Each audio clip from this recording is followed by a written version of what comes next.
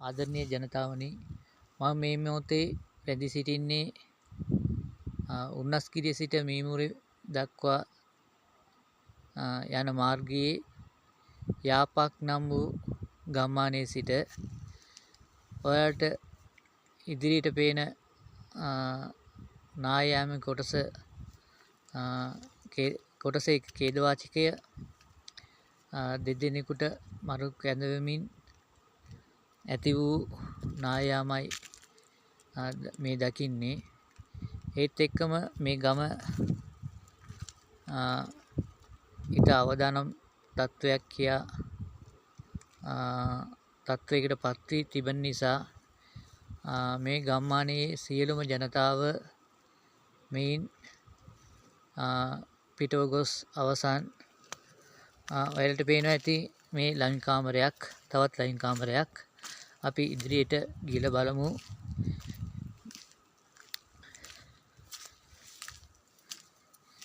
මේ ලයින් කාමරයේ සියලුම දොරවල් කඩවල් වසා ඇත. ඒ වගේම නිවස්වලත් මිනිස්සු පුටුවක්වත් පේන්න නැහැ. අරතරම් බල්ලෙක්වත් නැහැ කියලා තමයි කියන්නට පුළුවන් වෙන්නේ. කාලයක් ජීවත් වූ ප්‍රදේශය හරියට කිව්වොත් පරම්පරා 4ක පමණ කට්ටිය මේ ජීවත් වුණා. දැන් සියලුම ගෙවල් වසා සියලු දෙනාම පිටව ගින් තිනවා. අඩු තරමට මැස්සෙක්වත් නැහැ මේ හරියේ.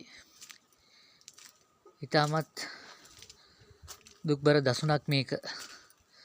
ආයේ මේ මිනිසුන්ගේ මූණ කවදා දකින්න ලැබෙයිද කියලා අපිට හිතා ගන්න බෑ. සියලු දෙනාම ඥාති නිවස්වලත් කුලී නිවස්වලත් ලැඟුම් ගන සිටිනවා මේ දවස්වල.